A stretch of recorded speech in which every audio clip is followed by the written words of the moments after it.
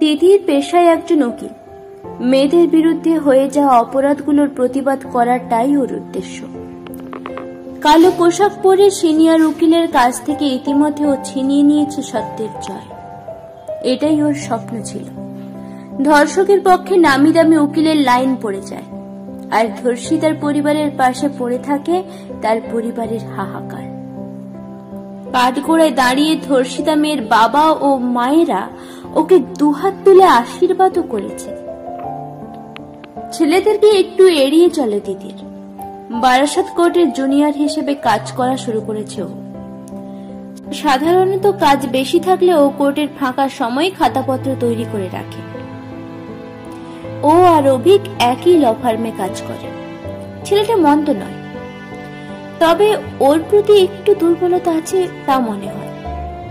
ঠিক বুঝতে পারে না তিতির। অভিক তিতিরকে কোনো কিছু নিয়ে অ্যাপ্রিসিয়েট করলেও তিতিরের মনে হয় ও হয়তো ফ্লার্ট করছে। আসলে রেপ কেস লড়ে লড়ে প্রেম ভালোবাসায় ঠিক বিশ্বাস করতে পারে না। কেমন যেন বিষিয়ে গেছে ওর 26-এর বসন্ত।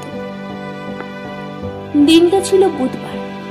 সিনিয়রের নির্দেশ মতো কাজ রেডি করতে গিয়ে বেশ সন্ধে হয়ে গেল। তিতির চিন্তা হচ্ছিল ও কি করে স্টেশন পৌঁছবে। এখানে রাস্তাঘাট এখনো সেভাবে চিনে উঠতে পারেনি তিতির। বাইরে বেরিয়ে দেখলো সত্যি শীতের রাস্তা প্রায় শুনশান। অফিসের ভিতরে গিয়ে দেখলো সিনিয়র বেরিয়ে গেছেন গাড়ি নিয়ে নিজের কাজে। হঠাৎ অভিক এসে বলল, আমি কি তোমাকে স্টেশন পৌঁছে দেব? আমার বাইক আছে। ও এই চত্বরেরই ছেলে। সকালে তিতির একটা আকাশী নীল রঙের চুড়িদার পরেছে দেখে অভিক বলেছিল, এই তো দেখছি তিতির পাখি আজ আকাশে উড়বেই। এই গায়ে পড়ে প্রশংসা তিতিরের একদম পছন্দ নয়। এখন ফাঁকা রাস্তায় নিরুপায় তিতির দোনামোনা করে অভিকের বাইকে উঠতে রাজি হল। আজ আবার অটো টোটোই ধর্মঘট কোনো কারণে, তাই রাস্তাটা বেশ ফাঁকা। অলরেডি বাড়ি থেকে মা দুবার ফোন করেছে, টেনশনও করছে, ট্রেন পেয়েছে কিনা জিজ্ঞেসও করছে। অভিকের বাইকে উঠতেই অভিক বলল, আজ তোমাকে ডানা ছাড়া উড়িয়ে নিয়ে যাব। একটা অস্বস্তি শিরায় শিরায় টের পাচ্ছে তিতির।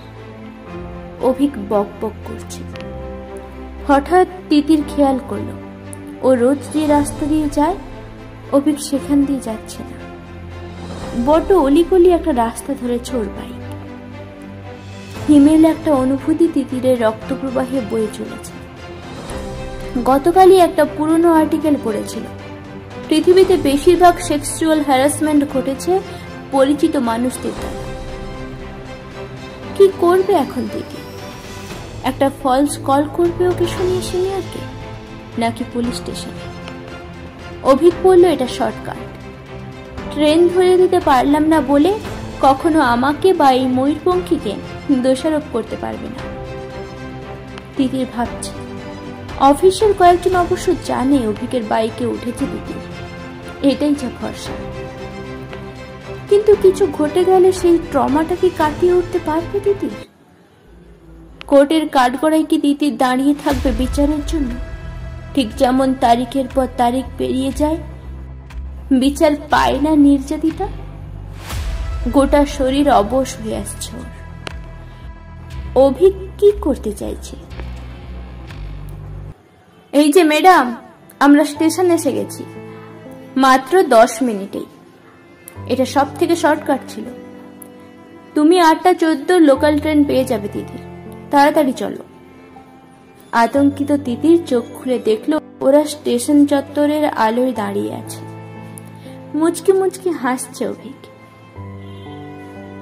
কি হলো, তোমার মুখ চোখ ওরম লাগছে কেন তিতির? আরে ট্রেন ধরানোর জন্যই শেষে একটু স্পিড বাড়িয়েছিলাম। ব্যাগ থেকে জল বের করে ওর হাতে দিল অভিক। কৃতজ্ঞতা নাকি আশ্বাসের গণ্ডি পেরিয়ে ভরসা, কোনটা ছিল তিতিরের চোখে?